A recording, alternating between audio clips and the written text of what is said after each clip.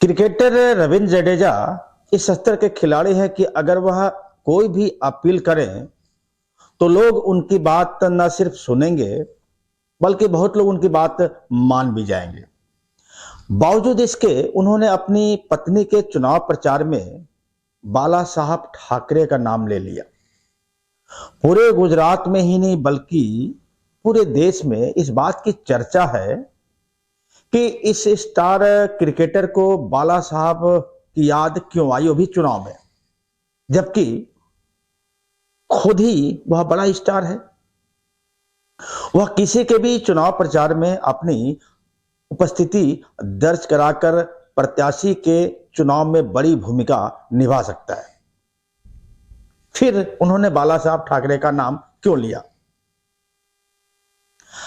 आखिर रविंद्र जडेजा ने पहले चरण के चुनाव के कुछ देर पहले बाला साहब ठाकरे का वीडियो क्यों ट्वीट किया, क्यों उनका नाम लिया?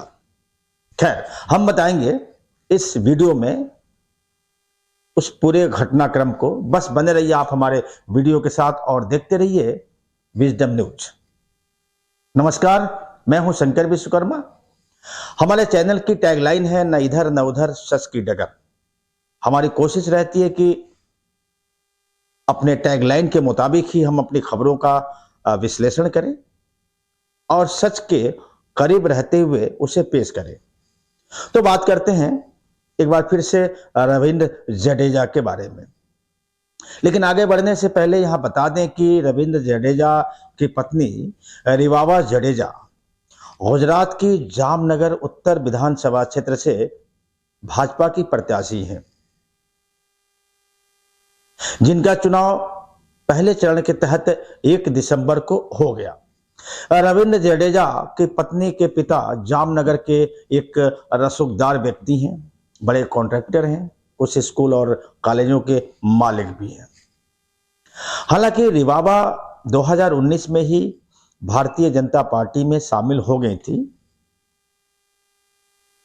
उसी समय उन्होंने भाजपा का दामन, जिस समय उन्होंने भाजपा का दामन थामा था, उसी समय से यह चर्चा जोर पकड़ने लगी थी कि आने वाले विधानसभा चुनाव में संभवतः भारतीय जनता पार्टी उन्हें किसी न किसी विधानसभा क्षेत्र से प्रत्याशी जरूर बनाएगी।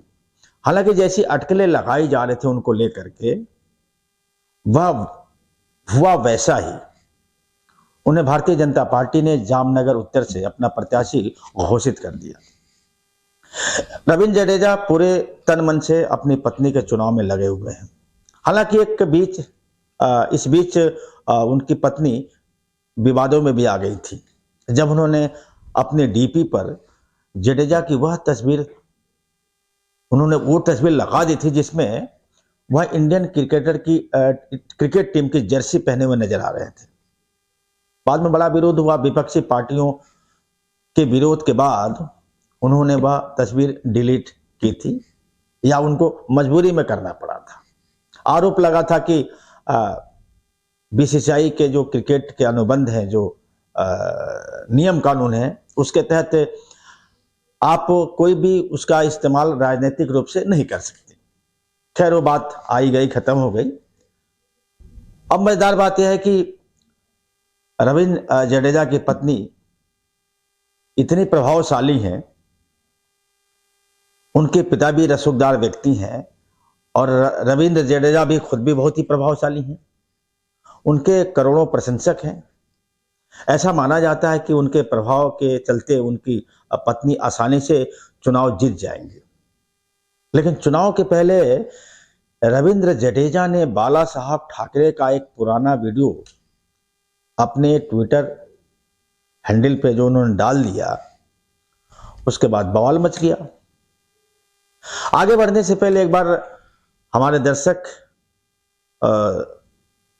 भी उस वीडियो को देख लें, जिस वीडियो को रविंद्र जडेजा ने अपने ट्विटर हैंडल पर डाला है।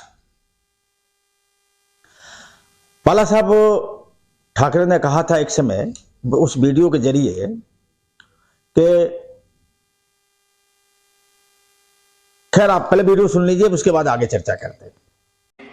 मेरा कहना इतना ही है, यही है, नरेंद्र मोदी गया, गुजरात गया, ये माझं वाक्य आहे। जर नरेंद्र मोदीला तुम्ही बाजूला केलं तर गुजरात तुमचा गेला.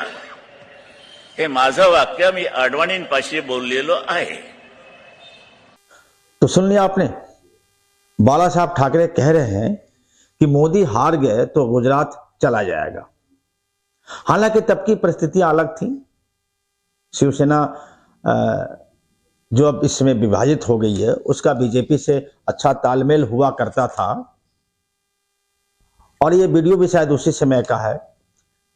लेकिन आज रविंद्र जडेजा ने उस वीडियो को दिखाकर यह जाहिर करने की कोशिश की है कि मोदी गुजरात के लिए कितने जरूरी हैं. उधर रविंद्र जडेजा द्वारा कही गई कुछ लाइनें लोगों को अच्छी नहीं लग रही हैं. उन्होंने अपील कर दिया, बल्कि कह दिया कि अभी टाइम है, समझ जाओ गुजरातियों. ये उनकी लाइन है कि अभी टाइम है, समझ जाओ गुजरातियों.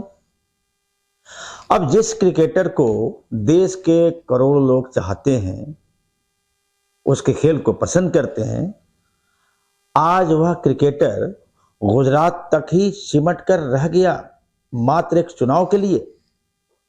कई लोगों का ऐसा मानना है कि रविंद्र जडेजा भले ही बड़े स्टार हों, लेकिन अपने बलबूते पर अपनी पत्नी को चुनाव नहीं जिता सकते हैं. शायद इसलिए उन्होंने बाला साहब ठाकरे का सहयोग लिया या बाला साहब ठाकरे का सहयोग लेना पड़ा.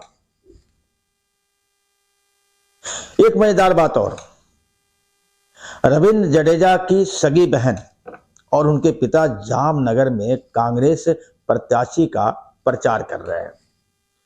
रविंद्र जडेजा के पिता का भी एक वीडियो वायरल हो रहा है.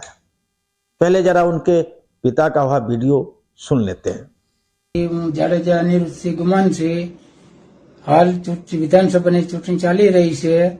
જામનગરમાં 78 ઉમેદવાર બિપિનસિંહ જાડેજા કોંગ્રેસમાં એવા મારા નાના ભાઈ ચૂંટણી લડી રહ્યા છે. તો એને બહુમતીથી ચૂંટણીને વિજય બનાવવા નમ્ર વિનંતી. રાજપૂત સમાજને મારી ખાસ અપીલ છે કે એને વિજય બનાવવા મારી નમ્ર વિનંતી છે.